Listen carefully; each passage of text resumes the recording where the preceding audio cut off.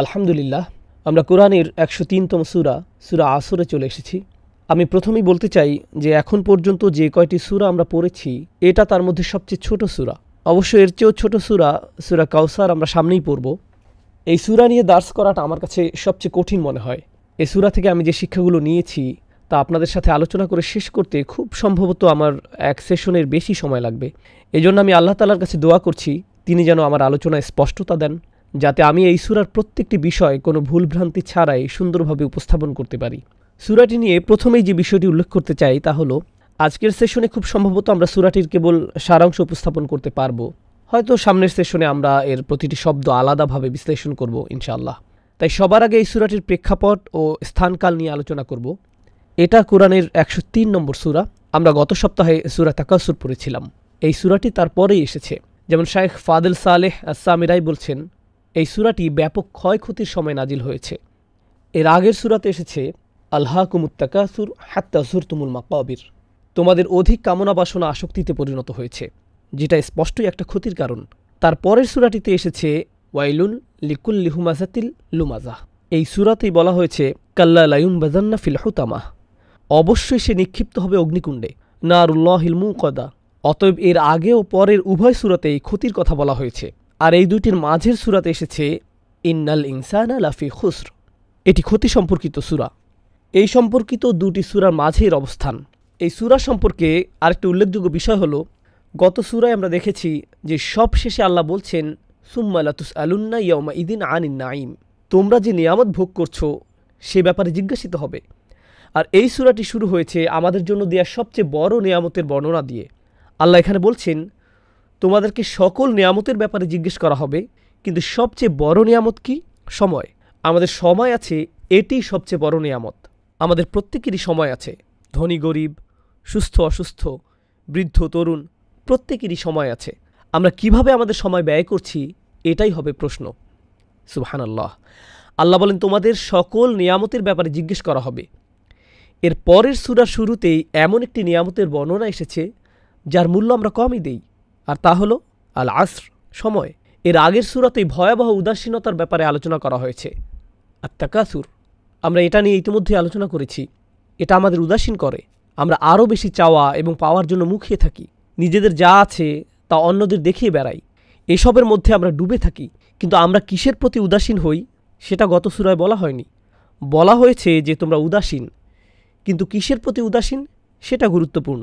ধরুন ভিডিও গেমসের কারণে আপনি পরীক্ষায় পড়াশোনা করতে পারছেন না, তাহলে ভিডিও গেমস আপনাকে উদাসীন করে, কিন্তু এটা আপনাকে কি থেকে দূরে রাখে? পরীক্ষার পড়া থেকে। তো গত সূরায় আন শব্দটি আসেনি। আমরা গত সপ্তাহে এটা আলোচনা করেছিলাম। আল্লাহ সাধারণত বলেন লা তুলহিকুম আমওয়ালুকুম ওয়ালা আওলাদুকুম আন যিকরিল্লাহ, তোমাদের ধন সম্পদ ও সন্তান সন্ততি যেন তোমাদেরকে উদাসীন না করে। কিন্তু তিনি এটা বলে শেষ করেননি, তিনি বলেন আল্লাহর স্মরণ থেকে। এখান থেকে শব্দটি এসেছে, কিন্তু গত সূরায় এটা ছিল না। আমরা কিসের প্রতি উদাসীন? এই প্রশ্নটি আমাদের সামনে চলে আসে। আর এই সূরায় আমরা দেখতে পাই বেশিরভাগ মানুষ যা থেকে উদাসীন তা হলো ইন্নাল্লাযীনা আমানু ওয়া আমিলুস সলিহাত ওয়া তাওয়াসাউ বিল হাক্কি ওয়া তাওয়াসাউ বিস সবর। যখন আমরা সামনে আরও বিস্তারিত পড়ব, সূরা আসরের শেষ আয়াতগুলো যখন পড়ব, আমরা সেখানে দেখব যে বেশিরভাগ মানুষই এই বিষয়গুলো নিয়ে একদমই চিন্তিত না, বরং অন্যান্য বিষয় নিয়ে তারা চিন্তিত। এই বিষয়ে তারা উদাসীন, অথচ এটাই একমাত্র তাদের ক্ষতি থেকে বাঁচাতে পারে। সুবহানাল্লাহ। এটা একটি অনন্য বৈপরীত্য, আর এটা কোরআনের একটি ভাষাশৈলী। অনেক সময় এটা এমন কিছু আইডিয়া উপস্থাপন করে যা পারিভাষিকভাবে একটি অপরটির সাথে দাঁড়িয়ে যায়। গত সূরার প্রধান পরিভাষা ছিল আত তাকাসুর, আর এই সূরার প্রধান পরিভাষা হলো খুসুর বা ক্ষতি। খুসুরকে বাংলা করলে ক্ষতি বোঝায়, আর তাকাসুর মানে হলো বেশি বেশি চাওয়া। অন্যদিকে খুসর দিয়ে বোঝানো হয় সবচেয়ে প্রয়োজনীয় জিনিসগুলোকে হারানো। মনে করেন আপনি কোনো ব্যবসায় কিছু অর্থ বিনিয়োগ করলেন, আর আপনি সেখান থেকে অন্তত 20% লাভ করতে চান, কিন্তু আপনি 10% লাভ করলেন। এটাকে আপনি ক্ষতি ধরতে পারেন, কিন্তু আপনি কিছু হলেও পেয়েছেন। আপনার মূলধন আপনি হারাননি।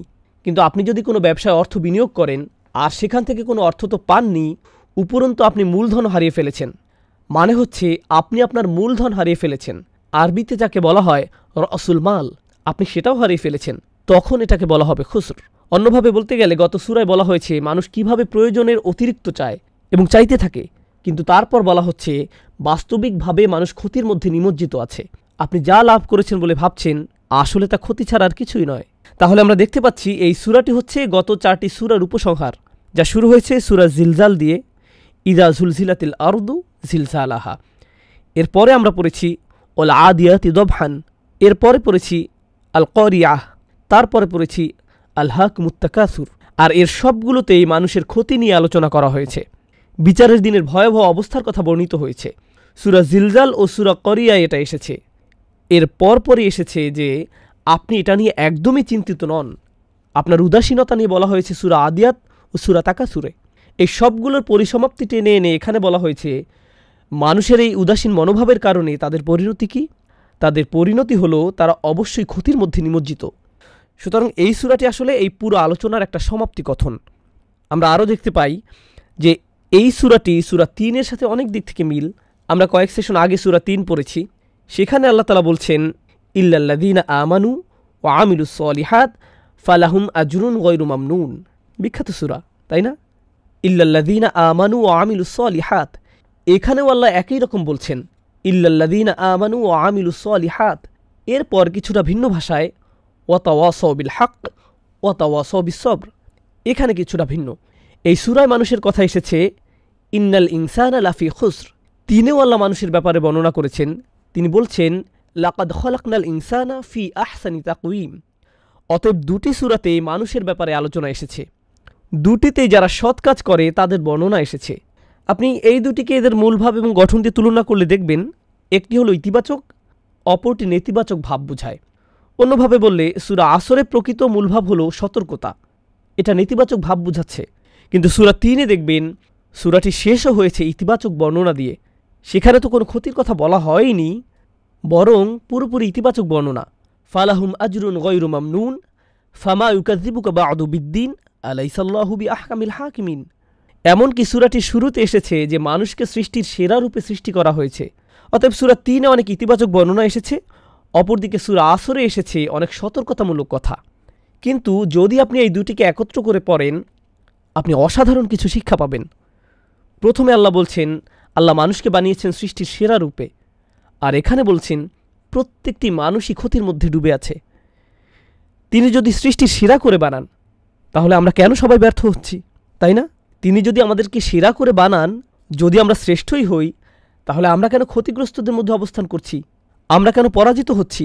আল্লাহ তাআলা আমাদেরকে প্রথমে বলেননি যে মানুষ ক্ষতির মধ্যে ডুবে আছে, তিনি প্রথমে বলেছেন সফল হবার সব ধরনের গুণই মানুষের মধ্যে আছে, কিন্তু ক্ষতিগ্রস্ত হওয়াটা কেবলমাত্র তাদের নিজেদের ব্যর্থতা। ইন্নাল ইনসানা লাফি খুসর, এটা পরে এসেছে, কিন্তু ইতিবাচক বর্ণনাটি এসেছে আগে। আমি এই সূরার ব্যাপারে কিছু অসাধারণ বিষয় আলোচনা করতে চাই, যা প্রায় আমরা এড়িয়ে যাই। এই সূরায় আল্লাহ তাআলা 4টি জিনিসের বর্ণনা দিয়েছেন, আপনারা সবাই জানেন। ইল্লাল্লাযীনা আমানু ওয়া আমিলুস সলিহাতি ওয়াতাওয়াসাউ বিল হক ওয়াতাওয়াসাউ বিস সবর, 4টি জিনিস। কিন্তু এদের শেষ দুটি হলো তাওয়াসাউ যুক্ত, ওয়াতাওয়াসাউ বিল হক ওয়াতাওয়াসাউ বিস সবর। এই দুইটি হলো কাজের বর্ণনা। সরল অনুবাদ করলে এর অর্থ দাঁড়ায় সত্যকে উপভোগ করা এবং ধৈর্য ধারণ করা। এটা হলো সাধারণ অনুবাদ, যা দিয়ে বোঝায় ওয়াতাওয়াসাউ বিল হক ওয়াতাওয়াসাউ বিস সবর, এগুলো হলো কাজ। এই অংশের আগে কি এসেছে? ওয়া আমিলুস সলিহাত, তারা সৎ কাজ করে, তারা ভালো কাজ করে। এটাও কি কাজ না? কাজ। অতএব আল্লাহ তাআলা ঈমানের বর্ণনা দিয়েছেন যা বাহ্যিক নয়, বরং ভিতরকার বিষয়। তারপর তিনি বললেন ওয়া আমিলুস সলিহাত, তিনি সাধারণত এই দুইটির বর্ণনা দেন, কিন্তু এখানে আরও বাড়িয়ে কিছু নির্দিষ্ট কাজের কথা বলছেন। ওয়াতাওয়াসাউ বিল হক ওয়াতাওয়াসাউ বিস সবর, এটা আকামুস সালাত ওয়া আতুজ যাকাত বা অন্য কোনো বর্ণনা হতে পারত, কিন্তু তিনি দুটি বিষয় আলাদা করে বলছেন। এখান থেকে আমরা বুঝতে পারি যে এই দুইটি কাজ মানুষ হেলাফেলা করে। এই সূরার আরও সামনে গেলে আমরা দেখব যে এই দুইটির বর্ণনা কেন এত বেশি গুরুত্বপূর্ণ। অন্য কাজের ব্যাপারে আপনারা সহজেই বুঝতে পারবেন। আমিলুস সলিহাত দিয়ে বোঝানো যায় সে একজন ভালো মুসলিম, সে সৎ কাজ করে। এটা শুনলে আপনাদের কি মনে হয়? সে নামাজ পড়ে, হজে যায়, রমজান মাসে রোজা রাখে, হারাম কাজ থেকে বেঁচে থাকে। এগুলোই তো আমাদের মাথায় আসে, তাই না? এগুলোই তো আগে মাথায় আসে। সে একজন ভালো মানুষ, কারণ সে ভালো কাজ করে। আপনার মাথায় যা আসবে না তা হলো ওয়াতাওয়াসাউ বিল হক ওয়াতাওয়াসাউ বিস সবর। এগুলো কোনোভাবেই এড়িয়ে যাওয়া যাবে না। তাই এগুলোতে আলাদাভাবে আলোকপাত করা হয়েছে। কেন এগুলোকে এড়িয়ে যাওয়া যাবে না? এর গুরুত্ব আমি আপনাদের সাথে পরবর্তী এই সূরার শেষাংশে বিস্তারিতভাবে আলোচনা করব ইনশাআল্লাহ। এরপর ওয়াও শব্দটি নিয়ে আলোচনা করব। আল্লাহ তাআলা যে সকল শর্ত দিয়েছেন, তিনি বলছেন মানুষ মূলত ক্ষতির মধ্যে আছে। আমরা এখানে সরল অনুবাদ করছি, ইনশাআল্লাহ সামনে সেশনে প্রতিটি শব্দ ধরে ধরে আলোচনা করব। বলা হচ্ছে 2 ধরনের মানুষ বাদে বাকি সবাই ক্ষতির মধ্যে আছে। সরল অনুবাদ করলে অর্থ দাঁড়ায় যারা বিশ্বাস স্থাপন করেছে, সৎ কাজ করেছে, একে অপরকে সৎ কাজে উৎসাহিত করেছে, একে অপরকে ধৈর্য ধরতে উৎসাহিত করেছে। কিন্তু এই 4টি বিষয়ের ভিতরে এবং শব্দটি এসেছে 4টি জিনিস ছাড়া, এটা, এটা, তারপর এটা এবং সবশেষে এটা। এখানে ওয়া এসেছে আও এর বদলে। ওয়া দিয়ে এমন বোঝানো হয় যে এই মানুষগুলো ছাড়া যারা প্রথমটি করে এবং দ্বিতীয়টি করে এবং তৃতীয়টি এবং চতুর্থটি, তাহলে তাকে মোট কয়টি কাজ করতে হবে? সবগুলোই। আপনি যদি এদের মধ্যে অথবা শব্দটি দেন তাহলে কি দাঁড়ায়? আপনি কিছু করবেন আর কিছু করবেন না। কিন্তু আপনি যদি এবং শব্দটি বসান তাহলে এদের মধ্যে পড়তে হলে আপনাকে সবগুলো শর্ত পূরণ করতে হবে, কিছু হলে হবে না। এগুলোর মধ্যে কিছু শর্ত পূরণ করলে হবে না, তাদেরকে সবগুলো শর্তই পূরণ করতে হবে। তাই এই সূরাটির উপস্থাপন শৈলী খুবই শক্তিশালী। বলা হচ্ছে তাদের ব্যতীত, কিন্তু সেই ব্যতীতদের কাতারে আসতে হলে 4টি শর্তই পূরণ করতে হবে। সেই ব্যতীতদের কাতারে আসতে হলে 4টি শর্তই পূরণ করতে হবে। সাধারণত কোরআনে আল্লাহ 2টি শর্ত দেন, সেগুলো কি কি? ইল্লাল্লাযীনা আমানু ওয়া আমিলুস সলিহাত, 2টি শর্ত। কিন্তু এই সূরায় তিনি কয়টি শর্ত দিয়েছেন? 4টি শর্ত। এখানে সব মানুষের মধ্যে যারা ক্ষতির মধ্যে নেই তাদের ব্যাপারে বিশদভাবে বলা হয়েছে। সামনে আমরা যত আগাবো তত দেখতে পাবো যে সেগুলো কি, ইনশাআল্লাহ। আমি আপনাদের সাথে একটি বিখ্যাত উক্তি বলতে চাই সূরাটি বোঝানোর জন্য। এটি ভালো একটা উদাহরণ, ফখরুদ্দিন আর রাজি রাহমাহুল্লাহর উক্তি। যদিও তিনি তার তাফসিরে কিছু বিতর্কিত বর্ণনা দিয়েছেন, তবু ইতিহাসে তার মতো ব্যাকরণবিদ পাওয়া খুবই দুষ্কর, এটাও সত্য। তিনি ইতিহাসের শ্রেষ্ঠ মুফাসসিরদের মধ্যে অন্যতম।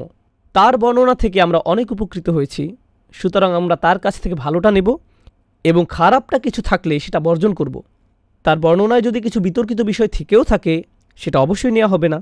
আপনি যদি এটাকে ভুলও বলেন, ব্যাপার হলো আমাদের কি সেটা বলার অধিকার আছে?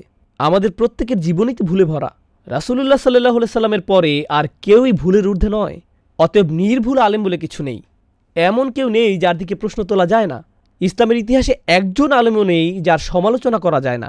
তাই কেউ যদি এসে কোনো আলেমের সমালোচনা করে বলে আপনি ওনার কথা কেন শুনছেন, তিনি এটা বলেছেন, এতে অবাক হওয়ার কিছু নেই। হ্যাঁ, তিনি এসব বলেছেন আর আমরাও তার সাথে দ্বিমত হওয়ার সুযোগ আছে। আর তিনি অনেক ভালো কথাও বলেছেন। আর সবশেষে যা ভালো ও মন্দের মধ্যে পার্থক্য করে দেবে সেটা হলো এর প্রমাণ। কেউ যদি প্রমাণের ভিত্তিতে কিছু বলে আমরা মেনে নিই, কেউ যদি প্রমাণ ছাড়া কিছু বলে আমরা সেটাকে গ্রহণ করি না। মোদ্দা কথা হলো ব্যক্তি নিজেই তার কথার প্রমাণ বহন করে। সুতরাং কোনো মানুষের ভুলের জন্য আমরা তাকে বর্জন করি না। একেবারে বর্জন করি না। বিষয়টিকে ভালোভাবে চিন্তা করে দেখুন, আপনি কি আপনার জীবনে কখনোই কাউকে ভুল করে কিছু বলেননি? এটা শুনে কেউ যদি এসে বলে এর কথা শুনবেন না, একবার সে একটা কথা বলেছিল যা আমার ভালো লাগেনি, সেটা ভুল ছিল, তাতে ভুল ছিল, কিন্তু তাতে তার কাজের চেষ্টা বিফল হয়ে যায়নি। আরেকটি ভালো উদাহরণ দেই। আমি যদিও অনুবাদ পড়তে খুব একটা স্বাচ্ছন্দ্য বোধ করি না, কিন্তু ইউসুফ আলীর অনুবাদের ব্যাপারে বলতে হয়, ইউসুফ আলী রাহমাহুল্লাহ ছিলেন ইংরেজি ভাষায় কোরআনের প্রথম অনুবাদকদের অন্যতম। অনবদ্য অনুবাদ ছিল সেটি। তিনি খুবই অদ্ভুত বর্ণনা দিয়েছিলেন। বেশিরভাগ আলেমই তার সেই বর্ণনা গ্রহণ করেনি। তার এই ভুলের কারণে তিনি যে 20টি বছর সারা দুনিয়ার বিভিন্ন ঐতিহাসিক জায়গা ঘুরে একটি অসাধারণ অনুবাদ করেছেন সেটি বৃথা হয়ে যায়নি। আল্লাহ তাকে এর জন্য উত্তম প্রতিদান দিন। তিনি ভুল করেছিলেন, তিনি ভুল করতেই পারেন। আপনি এটাকে ভুল বলতে পারেন, কিন্তু এজন্য আপনি তাকে বিচার করতে পারেন না। যাই হোক, ফখরুদ্দিন রাজির তাফসিরে কাবিরের বিখ্যাত উক্তিটি আমি আপনাদের বলতে চাই। তিনি বলছেন, প্রথমত এই আয়াতে একটি ভয়াবহ সতর্কবাণীর প্রতিশ্রুতি দেওয়া হয়েছে। কারণ এই আয়াতে আল্লাহ বলছেন ক্ষতির কথা, ভয়াবহ ক্ষতির কথা, সমগ্র মানবতার বিরুদ্ধে। আল্লাহ তাআলা সমগ্র মানবজাতির উদ্দেশ্যে একত্রে ক্ষতির কথা বলেছেন, তারা ছাড়া যারা এই 4টি গুণাবলী নিয়ে আল্লাহর কাছে ফিরে আসে। এটাই তিনি এখানে বলছেন। এরপর তিনি বলছেন, বিচারের দিনে মুক্তি পাওয়ার উপায় হলো এই 4টি বিষয়কে আঁকড়ে ধরা। এই 4টি কাজ ঠিকভাবে করলে বিচারের দিনে আপনি বেঁচে যাবেন, আর যদি না করেন আপনি সমস্যায় পড়বেন। ভাষার মাধুর্যতার কারণে এটা এত সুন্দরভাবে উপস্থাপিত হয়েছে, সুবহানাল্লাহ।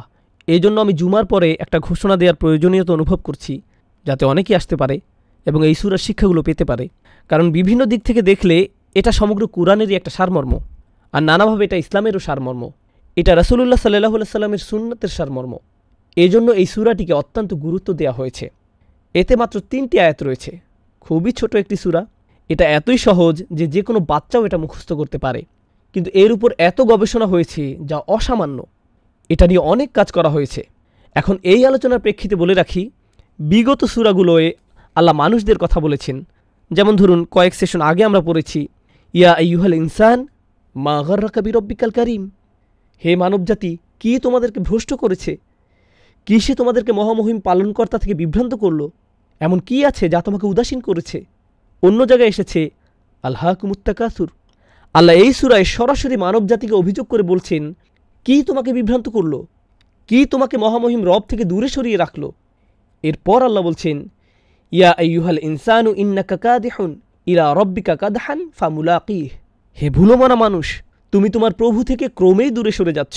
তুমি পছন্দ করো বা না করো, একদিন না একদিন অবশ্যই তোমাকে তার সামনে দাঁড়াতে হবে, এড়ানোর কোনো সুযোগ নেই। তুমি এ সম্পর্কে উদাসীন থাকলেও তোমাকে এর মুখোমুখি হতেই হবে।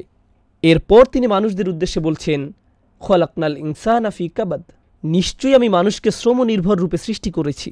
মানুষের জীবন পুরোটাই কাজের মধ্য দিয়ে যায়। তুমি মুসলিম হয়ে বাঁচো অথবা কাফির হয়ে বাঁচো, তোমাকে কাজ করতেই হবে। তোমাকে অবশ্যই নানান সমস্যায় পড়তে হবে, তোমাকে জীবনে নানা পরিস্থিতির মুখোমুখি হতে হবে। সুতরাং যেহেতু আমাদের জীবনে আমরা নানা প্রতিকূলতায় পড়ি, তাহলে আমরা এমন কাজ কেন করব না যাতে এই জীবন এবং পরের জীবনেও আমরা স্বাচ্ছন্দ্যে থাকতে পারি। এখানে কষ্ট করে এখানে ভোগ করার চেয়ে উভয় জীবনেই যাতে আমরা ভালো থাকতে পারি। আপনি কেন মৃত্যুর পরের জীবন নিয়ে ভাববেন? আল্লাহ বলেন, লাকাদ খলাকনাল ইনসানা ফি আহসানি তাকওয়িম। কয়েকটি সূরা পরেই আল্লাহ বলছেন, অবশ্যই আমি মানুষকে সৃষ্টি করেছি সর্বোত্তম গঠনে। আমাদেরকে সফলতার জন্যই বানানো হয়েছে, কিন্তু দুর্ভাগ্যবশত আমরা সফল হতে পারছি না। এই সূরাতে এর কারণ উল্লেখ করা হয়েছে, আর তা হল ইন্নাল ইনসানা লাফি খুসর। সকল জাতির শ্রেষ্ঠ হওয়া সত্ত্বেও বেশিরভাগ মানুষই তার শ্রেষ্ঠত্ব ধরে রাখতে পারে না। আল্লাহ তাআলা কোরআনে বিভিন্ন জায়গায় মানুষের অবস্থা বোঝাতে ইন্নাল ইনসান এই বাক্যাংশ ব্যবহার করেছেন। কোরআনে ইন্নাল ইনসান শুধু এখানেই ব্যবহৃত হয়নি, মানুষের ব্যাপারে এই সম্বোধন অনেক জায়গাতেই করা হয়েছে। ইন্নাল ইনসান, এটা দিয়ে কী বোঝানো হয়েছে? মানব জাতি সন্দেহাতীতভাবে, এরপর অন্য কিছু একটা, আল্লাহ এরপর কিছু বলেছেন, কোনো একটা অবস্থার কথা বলেছেন। আমরা কোরআনে বেশ কয়েকটি জায়গায় আল ইনসানুল্লা কাফুরুম মুবিন এটা পেয়েছি। নিঃসন্দেহে মানুষ সুস্পষ্ট ও পরিষ্কারভাবে অকৃতজ্ঞ এবং তার রবের প্রতি চূড়ান্তভাবে অবাধ্য। আমরা আরও পেয়েছি ইন্নাল ইনসানা খুলিকা হালুআ ইজা মাসাহু শাররু জাজুআ ওয়া ইজা মাসাহুল খায়রু মানুআ ইল্লাল মুসল্লিন। মানবজাতিকে দুর্বল করে সৃষ্টি করা হয়েছে, খুবই ভগ্ন। সামান্য ভালো কিছু হলেই সে আনন্দে উচ্ছ্বাসিত হয়ে পড়ে, সামান্য খারাপ কিছু হলেই সে সব আশা হারিয়ে ফেলে। আল্লাহ বলেন, কাল্লা ইন্নাল ইনসানা লা ইয়াতগা। কোনো সন্দেহ নেই যে একমাত্র মানুষই সত্যিকারভাবে অবাধ্য হয়, মানুষই কেবল আল্লাহর বিরুদ্ধাচারণ করে। আর এখানে ভাষার অন্তর্নিহিত অর্থ হল, অন্য কেউ এর জন্য দায়ী নয়। বলবেন না যে সমাজ আমাকে অবাধ্য করেছে, শয়তান আমাকে অবাধ্য করেছে, কেউ না, মানুষ নিজেই অবাধ্য হয়েছে। তারপর তিনি বলছেন, ইন্নাল ইনসানা লিরব্বিহি লাকানুদ। মানুষ আর তার রবের মধ্যকার সম্পর্কে বলা হয়েছে, সে খুবই অকৃতজ্ঞ, সে অবাধ্য হয়, সে অকৃতজ্ঞ, সে দুর্বল, সে তার রবের বিরুদ্ধাচারণ করে। মানুষ সম্পর্কে এই সকল বর্ণনা এসেছে, কিন্তু এর পরিণাম কি?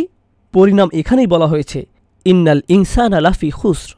এটা মানুষ সম্পর্কে কোনো অবস্থা নয়, এটা তার আচরণের কোনো বর্ণনা নয়, বরং এখানে পরিণাম বলা হচ্ছে।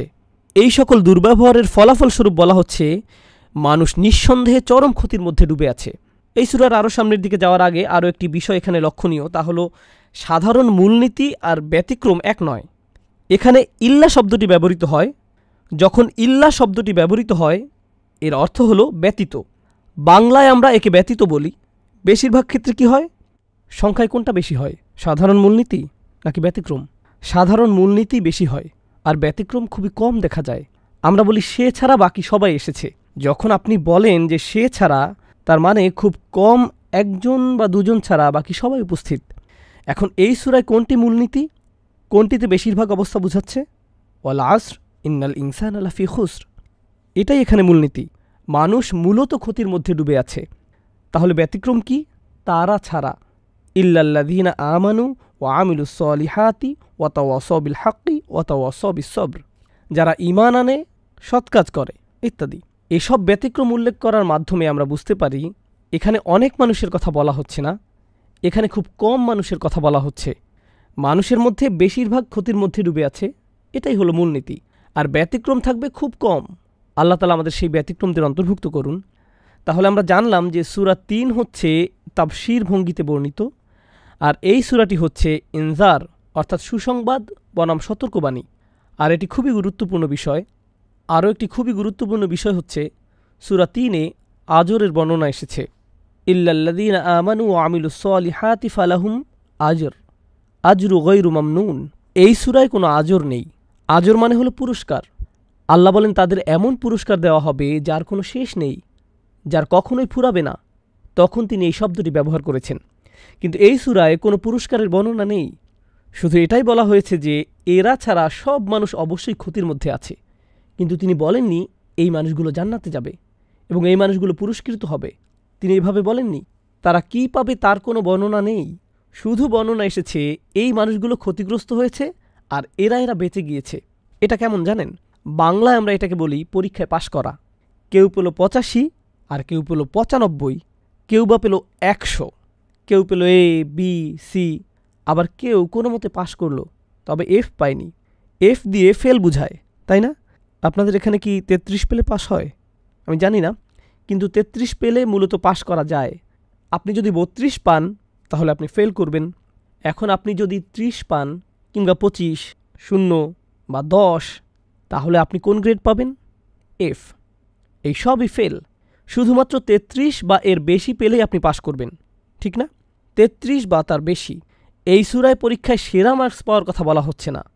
অন্য সূরায় এটা এসেছে, সেখানে বলা হয়েছে জান্নাত কেমন, বাগানগুলো কেমন, সেখানকার ধন সম্পদ কেমন, এগুলো অন্য সূরায় আলোচনা হয়েছে।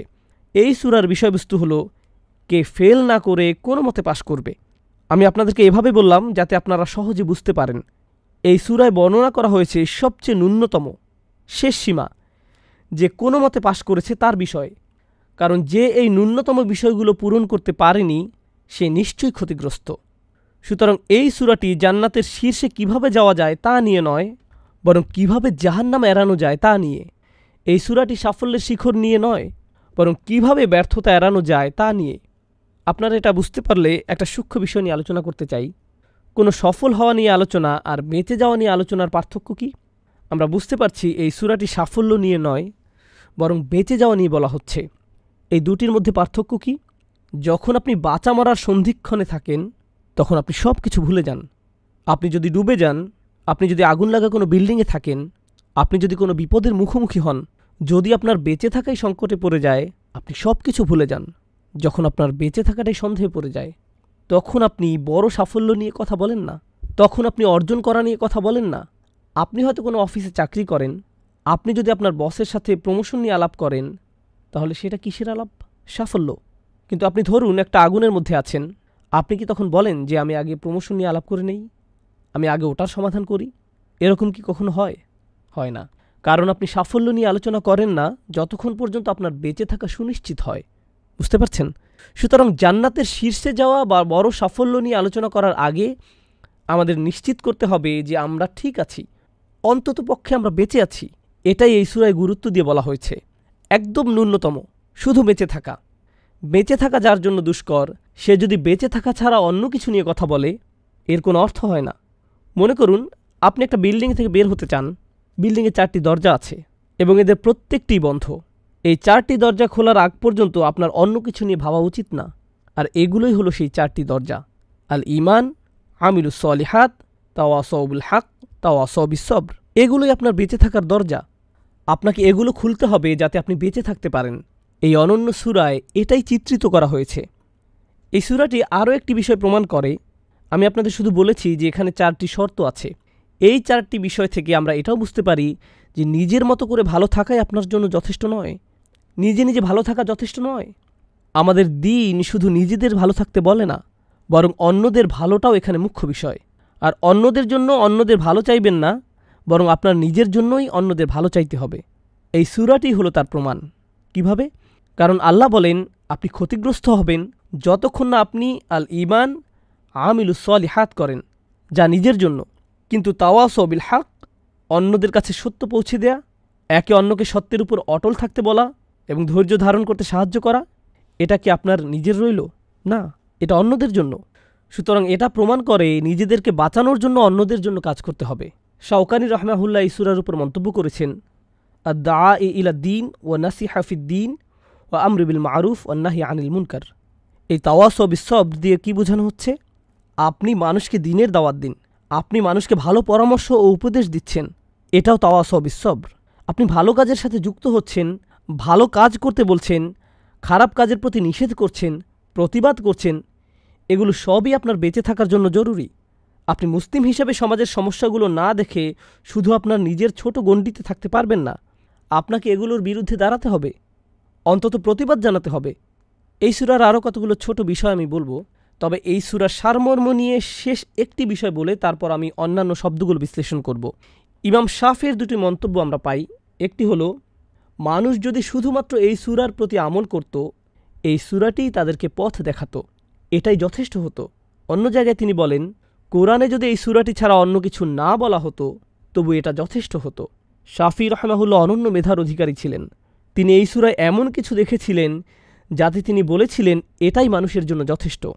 আর যদি কেবল এই সূরাটি আমল করত, তিনি এই সূরায় এমন কিছু দেখেছিলেন যাতে তিনি বলেছিলেন এটাই মানুষের জন্য যথেষ্ট, তারা যদি কেবল এই সূরাটি আমল করত। এতে কি আছে যাতে এই সূরার এত গুরুত্ব যে তিনি এমন একটি মন্তব্য করলেন? সুবহানাল্লাহ, খুবই শক্তিশালী একটি কথা। আমি কিছু সার কথা বলতে চাই। তার মধ্যে একটি হলো খুসর, যা এখানে ব্যবহৃত হয়েছে ও কোরআনের আরও দুটি শব্দের মধ্যে মিল রয়েছে। একটা শব্দ হচ্ছে খসারা, এটা সূরা নূহে আছে। অত্তাবাউ মাল্লাম ইয়াজিদহু মালুহু ওয়া ওয়ালাদুহু ইল্লা খসারা। ইল্লা খুসর নয়, বরং ইল্লা খসারা। খুসর শব্দমূল থেকে এটা এসেছে। কোরআনে বর্ণিত আরেকটি শব্দ হলো খুসরান।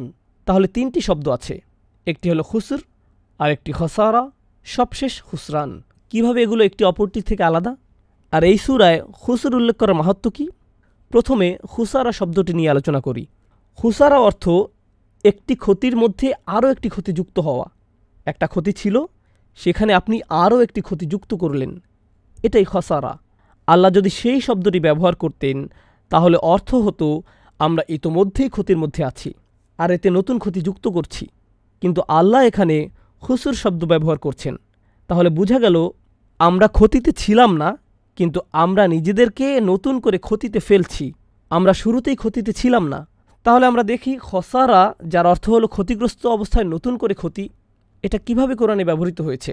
অনুনাজ্জিলু মিনাল কুরআনি মা হুয়া শিফাউন ওয়া রাহমাতুল লিল মুমিনিন ওয়া লা ইয়াজিদু যালিমিনা ইল্লা খসারা। তা সীমালঙ্ঘনকারীদের ক্ষতিই বৃদ্ধি করে। সীমালঙ্ঘনকারীরা কি ইতিমধ্যে ক্ষতিতে আছে? হ্যাঁ, আল্লাহ এটাকে বাড়িয়ে দিয়েছেন। এটা এভাবেই ব্যবহৃত হয়েছে।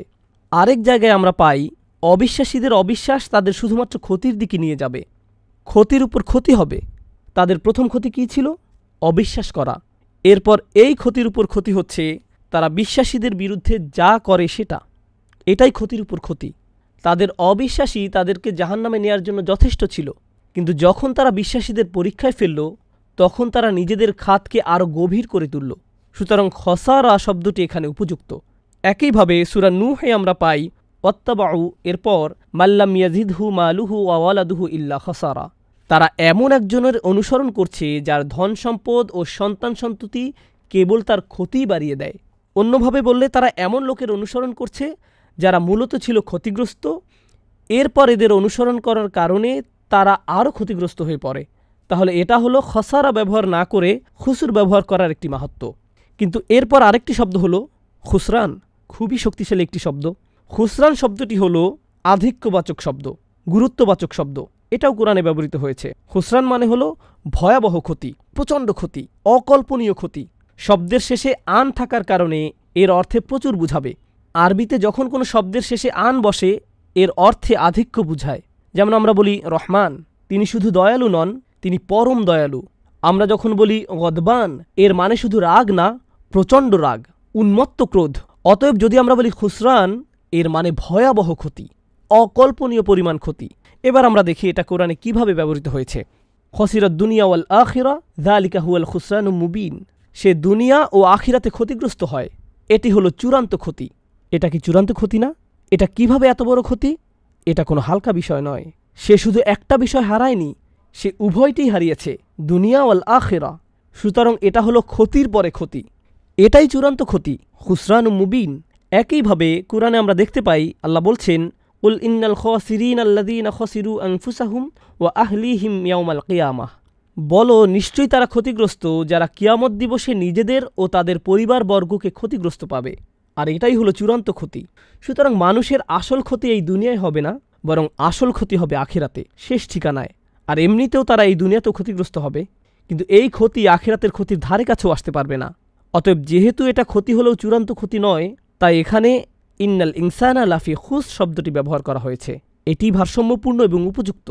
এখানে যদি জাহান্নামের আগুনের কথা আসতো, তাহলে কি শব্দ ব্যবহৃত হতো? লাফি খুসরান, কারণ সেটাই হলো চূড়ান্ত ক্ষতি। এর চেয়ে ভয়াবহ ক্ষতি আর হতে পারে না।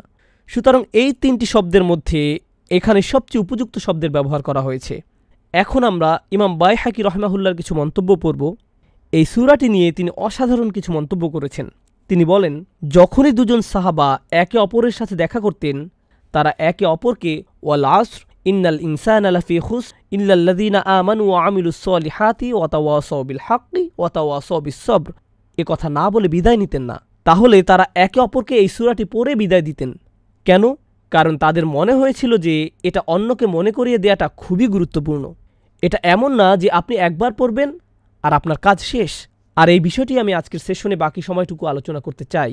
সেটা হচ্ছে, কোরআনকে একাডেমিক্যালি অধ্যয়ন করা এক জিনিস, শব্দের ব্যবহার শেখা, ব্যাকরণ শেখা, অর্থ বোঝা, বিভিন্ন মুফাসসিরের বিভিন্ন কিরাত সম্পর্কে জানা, এই সব জ্ঞান। যখন আপনি তথ্যগত পড়াশোনার দিকে বেশি ঝুঁকবেন, মাঝে মধ্যে এমন হতে পারে যে আপনি এর অন্তর্নিহিত শিক্ষাই ভুলে যান। দিন শেষে আল্লাহ এখানে আপনার আমার সাথে কথা বলছেন।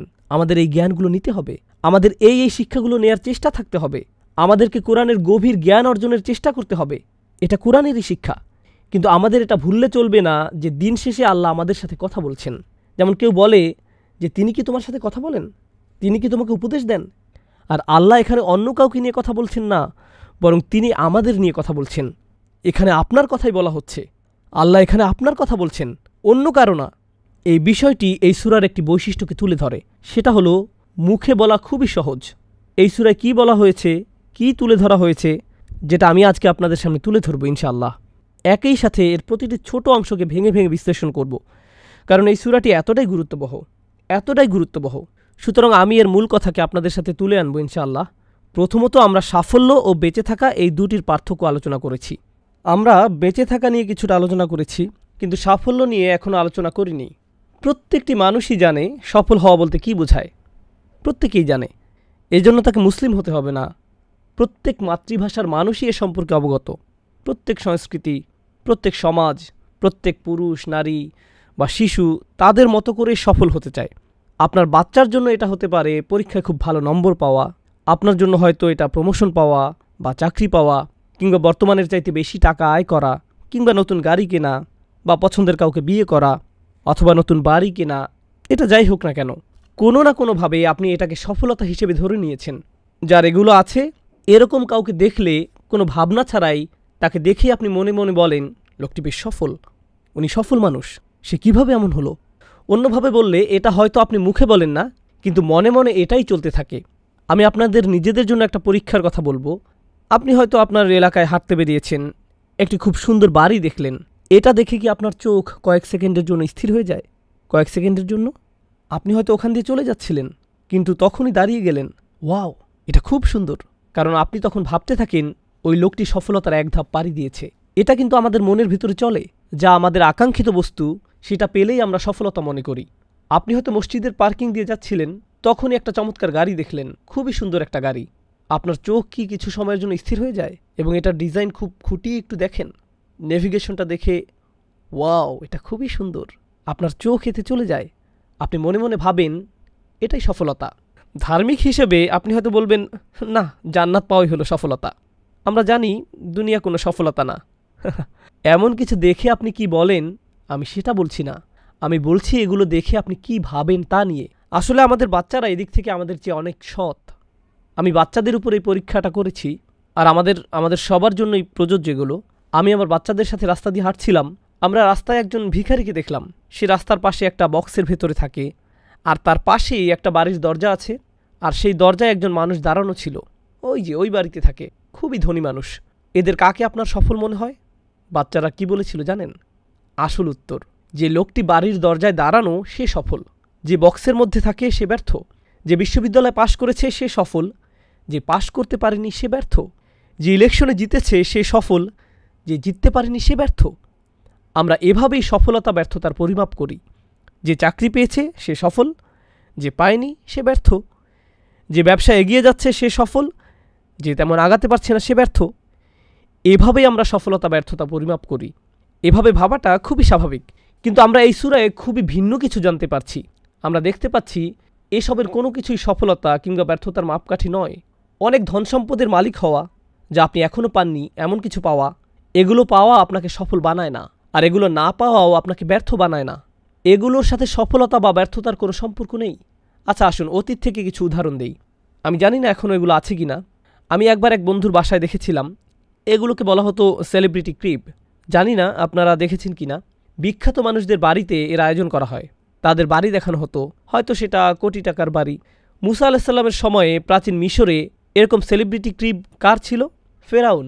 তার বাড়ি কয়েক মাইল দূর থেকেও দেখা যেত। সেটা এত সুন্দর ছিল যে এখনও সে স্থাপত্য শৈলী আমাদের নজর কাড়ে। এর ভিত্তি খুবই মজবুত, এটা ইতিহাসের স্মৃতিস্তম্ভ। এটা ছিল তার ক্রিব। কিন্তু এরপরেও সে কি সফল? সে হলো ব্যর্থতার সেরা উদাহরণ।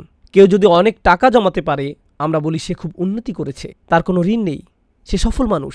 সে হয়তো অবসরের জন্য খুব ভালো পরিকল্পনা করেছে। কোরআনে কারুনের কথা এসেছে, তার চাইতে বড় সম্পদশালী কি আর কেউ ছিল? তার মজুদের ঘরের চাবি রাখার জন্য আলাদা লোক ছিল। ধন সম্পদ এত বেশি ছিল যে ধন সম্পদ তো পরের কথা, সেটা মজুদের ঘরের চাবি রাখার জন্য কয়েকজন লোক থাকত, সেটার তালা খোলার জন্য। সুবহানাল্লাহ। আরেকটি ব্যর্থতার বড় উদাহরণ। অপরদিকে দেখুন, কেউ যদি তার দেশ থেকে বহিষ্কৃত হয়, আমরা তাকে ব্যর্থ বলে ধরে নেই। এটা খুবই লজ্জাজনক ও অপমানজনক, তাই না? রাসূলুল্লাহ সাল্লাল্লাহু আলাইহি সাল্লাম কি তার নিজ ভূমি মক্কা থেকে বিতাড়িত হয়েছিলেন? হ্যাঁ, হয়েছিলেন। হয়তো আপনার বাড়ির আশেপাশেই কোনো গাছের গুঁড়ি আছে, কারো যদি থাকার জায়গা না থাকে আর সে যদি গাছের গুঁড়িতে থাকে, আপনি তাকে ব্যর্থ বলবেন। এটা খুবই দুঃখজনক। রাসূলুল্লাহ সাল্লাল্লাহু আলাইহি সাল্লাম গুহায় থাকতে বাধ্য হয়েছিলেন। কোনো প্লেট নেই, কোনো খাবার নেই, লতাপাতা খেয়ে। ইতিহাসের সেরা সফলতার উদাহরণ ছিল এটা। এখনকার সময় এরকম কাউকে দেখলে আপনি কখনোই সফলতা মনে করবেন না। এটা আপনার মাথায় আসবে না। কেউ যদি বাড়ি থেকে বহিষ্কৃত হয়, সে তখন রাস্তায় থাকে, এটা পরিষ্কার ব্যর্থতা। ইব্রাহিম আলাইহিসসালাম কি তার বাড়ি থেকে বিতাড়িত হয়েছিলেন? হ্যাঁ, হয়েছিলেন। এরপরেও মানব সভ্যতার ইতিহাসের সেরা সফলতার উদাহরণ এটা। আমরা এসব উদাহরণগুলো থেকে কি শিখছি? সেটা হলো, সফলতা ব্যর্থতা নিয়ে আমরা যেভাবে ভাবি, সেটা আল্লাহ যেভাবে আমাদেরকে ভাবাতে চান তার অনুরূপ নয়। এটা পুরোপুরি ভিন্ন। আর তারপর যখন আমরা আমাদের চিন্তাগুলোকে পুনরায় সাজাতে থাকি, আমরা দেখতে পাই আমাদের সমাজ খুবই সংকটে রয়েছে। আর এই সব কিছুই এই সূরার শিক্ষা। আজকের সমাজে, আজকের বিশ্বে কিছু বিষয়কে সফলতা হিসেবে ধরা হয়, আর আপনাকে একের পর এক বলা হয় এগুলোই হলো সফলতা। অন্যভাবে বললে, সফলতার ভুল সংজ্ঞা আপনার দিকে প্রতিনিয়ত তীরের মতো ছোড়া হচ্ছে। আপনি কিছুই করতে পারবেন না। আপনি হয়তো আপনার কম্পিউটার অন করেছেন, সেখানে আপনি দেখবেন অ্যাডে দেখাবে আপনার কোন ধরনের গাড়ি কেনা উচিত, আপনার কেমন হওয়া উচিত। আর আপনার সার্চ করা বিষয়গুলোর উপর দোকানগুলো নির্দিষ্ট পরিমাণ ছাড় দিবে। বিলবোর্ডে দেখবেন আপনার বাড়িটা কেমন হওয়া উচিত। যতভাবে অ্যাডভার্টাইজ করা যায় তার সবটাই আপনার উপর প্রয়োগ করা হচ্ছে। এমনকি আমাদের বাবা মা ও মুরব্বীদের মধ্যেও, আমাদের তরুণদের মধ্যেও, আপনার কোন কলেজে যাওয়া উচিত, আপনার কেমন চাকরি করা উচিত, কোথায় আপনার বাড়ি কেনা উচিত, অনবরত আমাদের বলা হচ্ছে সফলতা এটা, সফলতা এটা, সফলতা এটা, একের পর এক প্রতিনিয়ত। আর জানেন তো, যখন আপনাকে কোনো কিছু বারংবার বলা হয়, যদিও সেটা ভুলও হয়ে থাকে, তখন কি ঘটে?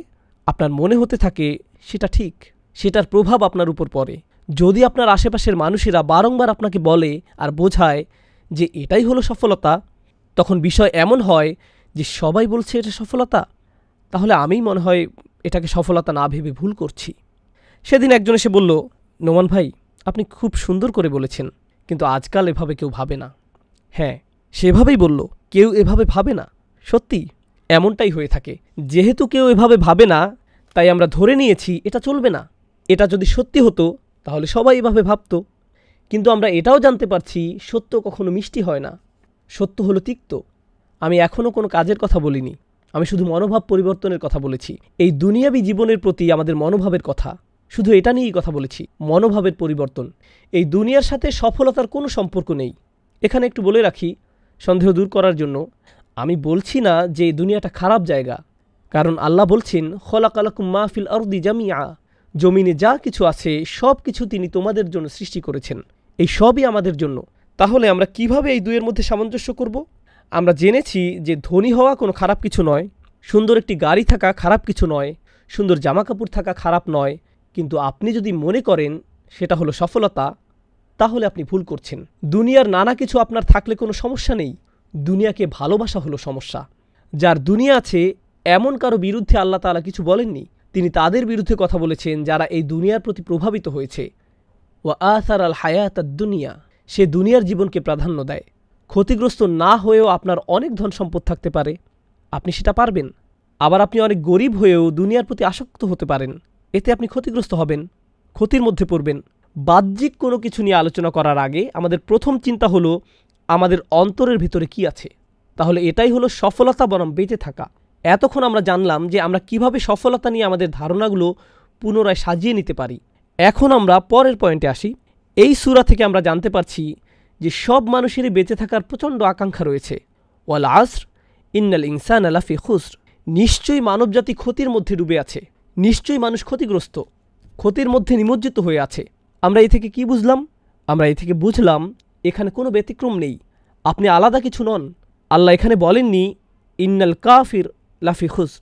কিছু কিছু মুফাসসির মন্তব্য করেছেন আল ইনসান বলতে এখানে কাফের বোঝানো হয়েছে, এখানে ক্ষতিগ্রস্ত হিসাবে কাফেরদেরও বোঝাতে পারে। কিন্তু আমরা সাহাবাদের বিভিন্ন বর্ণনায় পেয়েছি যে তারা সূরা আসরের প্রথমাংশ নিয়ে চিন্তিত ছিলেন। সূরা আসর প্রথমে নাজিল হয়েছিল ওয়াল আসর ইন্নাল ইনসানা লাফি খুসর, শুধু এইটুকু তারা শুনেছিলেন।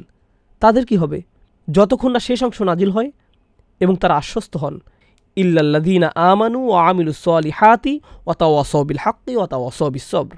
সুতরাং এখানে ব্যতিক্রমটা তাৎপর্যপূর্ণ হয়ে ওঠে, কারণ এটা এখন আমাদের বেঁচে যাওয়ার জন্য খুবই গুরুত্বপূর্ণ, আমাদের বাঁচার জন্য এটাই উপায়। আমরা যদি এটা না বুঝতে পারি তাহলে সফলতা নিয়ে আলোচনা পুরোপুরি অর্থহীন, তাহলে সফল হওয়া সম্ভব নয়। এই সূরায় যে শর্তগুলো দেয়া হয়েছে তার আলোকে আমাদের চিন্তাগুলোকে পুনরায় শানিত করতে হবে। আজকের সেশনে সবশেষে আমি আপনাদের যে বিষয়টি বলতে চাই ইনশাআল্লাহ তা হলো একটা ছবি। সামনের সেশনে আমরা এই ছবিটি আমাদের মধ্যে তৈরি করব এবং প্রতিটি শব্দের শিক্ষা ও সূক্ষ্ম বিশ্লেষণ শেষ করব ইনশাআল্লাহ। আর এই ছবিটি আমি আপনাদের সাথে শেয়ার করব যাতে আপনারা এই সূরাটিকে আরও বৃহৎ পরিসরে ভাবতে পারেন। মনে করুন আপনি ডুবে যাচ্ছেন, আপনি অজ্ঞান। এখানে দুইটি বিষয়, আপনি ডুবে যাচ্ছেন কিন্তু আপনি অজ্ঞান। আপনার কি অনেক সময় আছে? না, আপনার বেশি সময় নেই। মানে হলো আপনার সময় ফুরিয়ে যাচ্ছে। আর এখানে আরবিতে সময় ফুরিয়ে যাচ্ছে বোঝাতে কোন শব্দটি ব্যবহৃত হয়েছে জানেন? সেই শব্দটি হলো আল আসর। শব্দগতভাবে আসর মানে হচ্ছে এমন সময় যা ফুরিয়ে যাচ্ছে, দিনের শেষাংশে। যখন দিন ফুরিয়ে যায় তখন আমরা আসর নামাজ পড়ি। আসর শব্দটি এসেছে আসির থেকে, এর মানে হলো জুস। যেভাবে এটা নিঃশেষ হয়ে যায় সেভাবে সময়ও আপনার হাত থেকে নিঃশেষ হয়ে যাচ্ছে। এমনভাবে বলা হচ্ছে যেন আপনি কোনো কাপড় পানিতে ডুবিয়ে রেখেছেন, সেখান থেকে তুলে আপনি যেভাবে এটাকে নিংড়ে নেন যাতে সব পানি বের হয়ে যায়, আসর শব্দটি দিয়ে ঠিক এমন বোঝায়, নিংড়ে নেয়া। তাহলে আল্লাহ এখানে বলছেন আপনি ডুবছেন, আপনি অজ্ঞান, একই সাথে আপনার সময় নিঃশেষ হয়ে যাচ্ছে। আপনি যদি এমন একটি অবস্থায় থাকেন তাহলে বাঁচার জন্য আপনাকে সর্বপ্রথম কি করতে হবে? জেগে উঠুন, এটাই আপনাকে প্রথম করতে হবে। আপনার যদি চেতনা না থাকে তাহলে আপনি শেষ। বাঁচার জন্য প্রথম শর্ত হলো আপনাকে জেগে উঠতে হবে। এমনকি যদি আপনি সবচেয়ে সুন্দরতম স্বপ্নের মধ্যেও থাকেন, সেই স্বপ্নে আপনি হয়তো বিশেষ কোনো সাফল্য উপভোগে ব্যস্ত, আপনি হয়তো ফেরারি গাড়ি চালাচ্ছেন, সেখানে রাস্তার এক পাশে পাহাড়, অন্য পাশে স্বচ্ছ পানি, এরকম একটা গাড়িতে আপনি হয়তো প্রচণ্ড স্পিডে গাড়ি ছুটিয়ে নিয়ে যাচ্ছেন, এভাবেই জীবনটা উপভোগ করছেন। এই সবই আপনার স্বপ্ন। কিন্তু যখন আপনি জেগে উঠবেন আপনি কি অনুভব করবেন? আপনি ডুবে যাচ্ছেন, আপনি পানির নিচে। এটা হলো প্রথম শর্ত, আপনাকে জেগে উঠতে হবে। আপনি যখন জেগে উঠবেন আপনি হয়তো বলবেন, ভাই এ কি জঘন্য বাস্তবতা, আমি তো খুব সুন্দর স্বপ্নের মধ্যে ছিলাম, আমার আবারও ঘুমানো উচিত। আপনি যদি এটা করেন আপনি তো পাগল, অথবা এমন কেউ যার বাস্তবতা মেনে নেওয়ার সৎ সাহস নেই। কারণ আপনি দেখছেন বাস্তবতা হলো খুবই কঠিন, আপনি জেগে ওঠার পরও সিদ্ধান্ত নিয়েছেন পুনরায় ঘুমাতে যাওয়ার। এরকম একজন মানুষ যদি ডুবে যায় সে কি কাউকে দোষারোপ করতে পারবে যে ঘুম থেকে উঠে আবার ঘুমাতে যায়? কি মনে হয়? কেউ হয়তো কখনোই ঘুম থেকে উঠল না, কিন্তু যে একবার জেগে উঠে বলল, না এটা ভালো লাগছে না, তারপর আবার ঘুমাতে গেল, তারা নিজেদেরকে ছাড়া আর কাউকে দোষ দিতে পারবে না। তাহলে ধরুন তারা জেগে উঠল, এখন কি করতে হবে? আপনি যদি সাঁতার কাটতে নাও জানেন, আপনি কি আপনার শরীরের সর্বশক্তি দিয়ে তীরে ওঠার চেষ্টা করবেন না? আপনি কি সেটা করবেন না? আপনি পানির নিচে একভাবে হাত রেখে কিছুটা নিচে নামবেন, আবার অন্যভাবে হাত রেখে কিছুটা উপরে উঠবেন। আপনি যখন বুঝবেন এভাবে হাত রেখে আপনি পানির উপরে উঠতে পারছেন, আপনি শুধু সেভাবে চেষ্টা করবেন, তাই না? তাহলে প্রথমে আপনাকে জেগে উঠতে হবে, দ্বিতীয়ত আপনাকে সাঁতার কাটতে হবে। আপনাকে তীরে উঠতে হলে কিছু না কিছু করতেই হবে। আপনি হয়তো তীরে উঠলেন, এরপর বড় একটা দম নিলেন, হঠাৎ দেখলেন আপনাকে কেউ ধরে আবার পানির নিচে টানছে, পা ধরে টানছে। কে পা ধরে টানছে? আপনি না দেখলে বিশ্বাস করতেন না। আপনার এক আত্মীয়ের সাথে আপনার পায়ে একটা শিকল লাগানো আছে, আপনার এক কাজিন, সেও ঘুমাচ্ছে এবং আপনাকে টানছে। এখন আপনি আপনার ঘুমন্ত কাজিনের কারণে ডুবে যাচ্ছেন। এখন আপনি কি করবেন? আপনি নিশ্চয়ই তাকে জাগাবেন। আপনি কিন্তু তাকে বাঁচানোর জন্য ডাকছেন না। আপনি কাকে বাঁচানোর জন্য ডাকছেন? হতে পারে আপনি আসলে তাকে বাঁচাতে চান, আবার এও হতে পারে আপনি তাকে পছন্দ করেন না, আমি এটা জানি না। কিন্তু এখন আসল ব্যাপারটা কি? আসল ব্যাপারটা হলো আপনি তাকে জাগাতে চান। কারণ আপনি যদি তাকে জাগাতে না চান, তাহলে তার সাথে আপনিও ডুবে যাবেন। এজন্য আপনি তাকে জাগালেন। সে উঠে বলল, ভাই তুমি আমাকে জাগালে কেন? আমি তো স্বপ্নে ফেরারি চালাচ্ছিলাম, তুমি আমাকে কোনো কারণ ছাড়াই জাগালে কেন? আমি আবারও ঘুমাতে যাচ্ছি, তুমি যাও। আপনি কি তাকে বলবেন, আরে আমি তোমাকে এমনিতেই পছন্দ করি না, তোমার যা ইচ্ছা করো? না, সেটা আপনি করবেন না। সে যদি আবার ঘুমাতে যায়, আপনি কি করবেন? না ভাই ওঠো, ওঠো, আমাদের যেতে হবে। আপনি হাল ছাড়বেন না। আপনি এটা মানতে পারবেন না। যতক্ষণ না সে পুরোপুরি উঠে, ততক্ষণ আপনি তাকে উঠানোর জন্য চেষ্টা চালিয়ে যাবেন। সে উঠে বলল, আচ্ছা এখন কি করতে হবে? আপনি তাকে বললেন, চলো একসাথে সাঁতার কাটি। আপনারা একসাথে সাঁতার কাটছেন। এরপর দেখলেন এবার আপনাদের দাদি আপনাদের দুজনের পা টানছে। এরপর আপনার আন্টি, আপনার প্রতিবেশী, আপনার মেয়ে, আপনার ছেলে, এটা চলতেই থাকবে। এদেরকে বাঁচানোর জন্য 4টি ধাপ আছে। প্রথম হলো তাদের ঘুম ভাঙাতে হবে, তারপর তারা সাঁতার কাটবে, তারপর তারা অন্যদের বলবে তারাও শিকলে বাঁধা। আর এটাই সত্যি, ঘুম থেকে ওঠো। এমনকি তারা যদি ক্লান্ত হয়ে পড়ে, কেউ হয়তো বলবে, ভাই আমি আর এসব করতে পারছি না, আমরা এগুলো বারংবার করছি, আমি মনে হয় আর পারছি না। অন্যজন বলবে, না আমরা সবাই একসাথে বাঁচব, আমাদের এটা করতেই হবে, ওঠো, চলো চলো চলো, সাঁতরাতে থাকো, চলো। আপনারা এমন মুভি দেখেছেন না, যেখানে তারা কোনো আর্মি থেকে পালায়, তাদের মধ্যে একজন ক্লান্ত হয়ে বলে, আমি আর দৌড়াতে পারছি না। তখন অন্যরা কি বলে, ওঠো ওঠো, আমরা এটা পারবো, চলো। তারা কোনো না কোনোভাবে তাকে মানিয়ে নেয়। যদিও সে ভেবেছিল সে আর দৌড়াতে পারবে না, তারা একে অপরকে তাগিদ দেয়, কারণ তাদের বেঁচে যাওয়া একে অপরের উপর নির্ভরশীল। তারা প্রচণ্ডভাবে একে অপরকে তাগিদ দেয়। আল্লাহ এই সূরার শেষে কি বলছেন? প্রথমে বলছেন ওয়াল আসর, সময় শেষ হয়ে যাচ্ছে। তারপর তিনি বলছেন ইন্নাল ইনসানা লাফি খুসর, মানবজাতি ক্ষতির মধ্যে ডুবে আছে। এ দুটোর মিল বুঝতে পারছেন? মানুষ ক্ষতির মধ্যে ডুবে আছে। ব্যতিক্রম কি? ইল্লাল্লাযীনা আমানু, যারা বিশ্বাস করেছে। কি বিশ্বাস করেছে? আল্লাহ বলেননি আমানু বিল্লাহি ওয়া মালাইকাতিহি ওয়া কুতুবিহি ওয়া রাসূলিহি ওয়াল ইয়াউমিল আখিরি ওয়াল কদরি খাইরিহি ওয়া শাররিহি মিনাল্লাহি তাআলা ওয়াল বা'থি বা'দাল মাউত। এসব কিছুই না, তিনি এসবের কিছুই বলেননি। যদিও এসবই এর অন্তর্ভুক্ত। এই সূরার প্রেক্ষাপট অনুযায়ী এই লোকদের সর্বপ্রথম কি বিশ্বাস করতে হবে? এটাই যে তারা ক্ষতির মধ্যে আছে, তারা ডুবে যাচ্ছে। আর তারা যদি এটা বিশ্বাস করে, তাদের ঈমানকে সংশোধন করে, তাহলে এরপর কি ঘটবে? তারা সাঁতার কাটবে, তারা উপরের দিকে উঠবে। আল্লাহ এই কাজটিকে কিভাবে বর্ণনা করেছেন? ওয়া আমিলুস সলিহাত, তারা ভালো কাজ করবে, তারা এমন কিছু করে যাতে এর সমাধান হয়। বলে রাখি, এখানে সলেহ শব্দটি বিশেষণ। সলিহাত যার শাব্দিক অর্থ হলো এমন কিছু যা কোনো কিছুর সংশোধন করে। কোনো কিছু ভুল ছিল, এটা সংশোধন করলো। অতএব তারা এমন কিছু করে যাতে পরিস্থিতি স্বাভাবিক হয়, যেন তারা সাঁতার কাটতে শুরু করলো। কিন্তু যেহেতু তারা অন্যদের সাথে যুক্ত, তাদের কি করতে হবে? ওয়াতাওয়াসাউ বিল হক, তাদের অন্যদেরকেও সত্যের ব্যাপারে বলতে হবে। তারা এই সত্য সম্পর্কে জানলো। এটা কিন্তু খবরু আনিল হক নয়, তারা এই সত্য সম্পর্কে জানলো না, না না না, তাদেরকে অন্যদেরকে জাগাতে হবে। ওঠো ওঠো, সামনে চলো, বারংবার বারংবার তাওয়াসাউ, বারংবার তাওয়াসাউ শব্দ দিয়ে বারংবার বোঝাচ্ছে। বারংবার তারা বলে এটাই সত্য, এটাই সত্য, এটাই সত্য। কেন এমন করে? আপনি যাদেরকে বাঁচাতে চাচ্ছেন, আপনি যদি তাদেরকে 20 বা 30 মিনিটের জন্যও জাগান, বা খুতবার সময়ে, বলুন তো খুতবার শেষে কি হবে? তারা আবার ঘুমিয়ে পড়বে, তারা আবার ডুবতে থাকবে।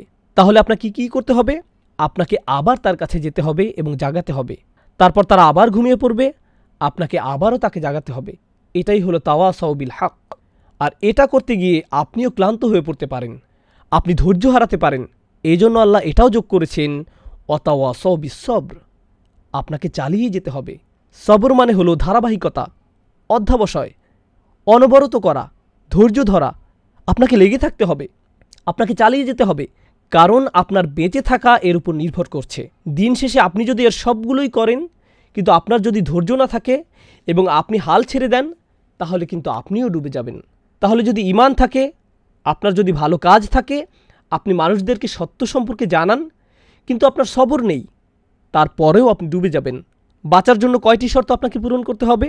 4টি শর্তের সবগুলোই, 4টির সবগুলোই আপনাকে পূরণ করতে হবে। এগুলো গুরুত্ববহ, এগুলো প্রয়োজনীয়, তাই এগুলোর মধ্যে ওয়াও যুক্ত রয়েছে। এগুলোর মধ্যকার যৌক্তিক মিলটা বুঝতে পারছেন? ঈমান, আমিলুস সলিহাত, ওয়াতাওয়াসাউ বিল হক, ওয়াতাওয়াসাউ বিস সবর। এই পর্যন্ত অসাধারণভাবে এই সূরার বর্ণনা করা হয়েছে। এটাই হলো সূরা আসরের সার কথা। আল্লাহ তাআলা আমাদের নিজেদের বাঁচার কথা বলছেন, সত্যিকারেই জাহান্নাম থেকে আমাদের নিজেদের বাঁচার উপায় বলছেন, ভয়াবহ ক্ষতি থেকে আমাদের বাঁচার উপায়, এই দুনিয়াতে এবং পরবর্তী আখিরাতে। কিন্তু জেনে রাখুন, এই সূরাটি হলো এই দুনিয়া নিয়ে, মূলত এটি হলো এই দুনিয়া সম্পর্কে। আমরা এটা কিভাবে জানলাম? আল্লাহ তাআলা ওয়াল আসর শব্দটি ব্যবহার করেছেন। সময় ফুরিয়ে যাচ্ছে। কোথায় সময় শেষ হয়ে যায়? দুনিয়াতে নাকি আখিরাতে? এই দুনিয়াতে সময় শেষ হয়ে যায়, পরকালে কখনো সময় শেষ হবে না। ফি জান্নাতিন আও ফিন নারি আবাদা। হয় আপনি বাগানে প্রবেশ করবেন, না হয় আপনি অনন্তকালের জন্য আগুনে প্রবেশ করবেন। আল্লাহুম্মা লা তাজআলনা মিন আসহাবিন নার। আল্লাহ আমাদেরকে আগুনের অধিবাসী না করুন। শেষ কথা বলবো ইনশাআল্লাহ, এরপর আমি শেষ করব বিইজনিল্লাহ। এই সূরাটিতে আমি অনেক গুরুত্ব ও সময় দিয়েছি, কারণ আমি মনে করেছি এই শিক্ষাটি এতই শক্তিশালী এবং একই সাথে সংকটপূর্ণ যে আমাদের সবার পরিবারে এর উপলব্ধি আসা প্রয়োজন। অল্লাহি, এটা খুবই দুঃখজনক ঘটনা যে আমরা সবাই এই সূরাটি জানি, আবার উল্টো দিকে দেখুন, আপনার হয়তো মুভি দেখতে দেরি হয়ে যাচ্ছে, আর যদি তখন নামাজের সময় হয় বা আপনি হয়তো বাস্কেটবল খেলতে যাবেন, আপনি তাড়াতাড়ি নামাজটা শেষ করতে চান, আপনি তখন কি করেন? আপনি পড়েন ওয়াল আসর ইন্নাল ইনসানা লাফি খুসর। পুরোপুরি মুদ্রার উল্টো পিঠ, তাই না? ওয়াল আসর ইন্নাল ইনসানা, এটা পড়েন, কারণ এটা খুব ছোট একটা সূরা। তাড়াতাড়ি পড়ে আপনি উঠে চলে যান, তাই না? আমাদের অনেকের বাসায় অনেক বড় করে বাধাই করা আছে, ওয়াল আসর ইন্নাল ইনসানা লাফি খুসর। বড় টিভি স্ক্রিন বা ভিডিও গেম কনসোলের পাশেই টানানো। আমরা ঘন্টার পর ঘন্টা খেলি, আর পাশেই আমাদের মুখের সামনে লেখা, নিশ্চয়ই মানুষ ক্ষতির মধ্যে আছে। আর সবচেয়ে বড় ক্ষতি কি? সময়। আর আমাদের সব সময়গুলো এসবে শেষ হয়ে যাচ্ছে। আমাদেরকে এই সূরাটি ভালোভাবে বুঝতে হবে, কারণ এটি সমগ্র কোরআনের সার কথা। আমি এখন এর সারাংশ আলোচনা করে আমার কথা শেষ করব। পুরো কোরআনের সার কথা হিসেবে এই সূরাটি যেভাবে এসেছে সেটা অনন্য। প্রথমত আল্লাহ শপথ করছেন, দ্বিতীয়ত এই সূরায় আল্লাহ বলছেন ইন্নাল ইনসানা লাফি খুসর। তিনি মানবজাতির ক্ষতি নিয়ে বলছেন। মানুষ ভয়াবহ সমস্যায় আছে। মানুষ যে ক্ষতির মধ্যে আছে, এটা কি আমাদের নবীজি সাল্লাল্লাহু আলাইহি সাল্লামের মূল শিক্ষার একটি নয়? তিনি যখন পাহাড় থেকে নেমে আসলেন, এসে মানুষদের এটিই বললেন। তিনি কি মানুষদের বিচারের দিন সম্পর্কে সতর্ক করেননি? তিনি কি মানুষদেরকে আসন্ন ভয়াবহ ক্ষতি সম্পর্কে অবগত করেননি? বলেননি যে তারা ক্ষতির মধ্যে আছে, তারা সমস্যায় আছে? এটা এই কিতাবের মূল কথার অন্যতম, ইসলামেরও মূল কথাগুলোর অন্যতম। এরপর এসেছে 4টি ব্যতিক্রম। সেগুলো কি? প্রথমত ঈমান। কোরআনে বেশিরভাগ জায়গায় কিসের কথা বলা হয়েছে? ঈমান। তারপর এটা বলেছে ভালো কাজ। প্রথমে ঈমান, তারপর কি? ভালো কাজ।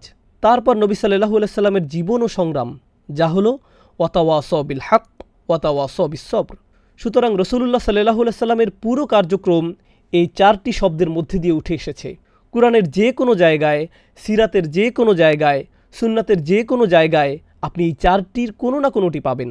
হয়তো আপনি ঈমান পাবেন, নয়তো আমলে সলেহ পাবেন, অথবা আপনি পাবেন তাওয়াসাউ বিল হক, নয়তো তাওয়াসাউ বিস সবর। আপনি কোরআনের বা সুন্নাতের সব জায়গায় এগুলোর কোনো না কোনোটি পাবেন। এগুলো হলো পুরো দ্বীনের সার কথা, যা খুবই অল্প কিছু শব্দের মধ্যে অলৌকিকভাবে উঠে এসেছে। আল্লাহ আমাদের সবাইকে পরিপূর্ণভাবে সূরা আসর এবং পুরো কোরআন বোঝার ও আত্মস্থ করার তৌফিক দিন। আল্লাহ তাআলা এর শক্তিশালী শিক্ষাগুলো আমাদের অন্তরে দৃঢ়ভাবে গেঁথে দিন এবং তা যেন আমরা অন্যদের মাঝে ছড়িয়ে দিতে পারি, বিশেষ করে পরিবার ও বন্ধুদের মাঝে, যাতে এটা তাদের অন্তরে ঢুকে যায়। বারাকাল্লাহু লি ওয়া লাকুম ফিল কুরআনিল হাকিম ওয়া নাফা'নি ওয়া ইয়্যাকুম বিল আয়াতি ওয়া যিকরিল হাকিম।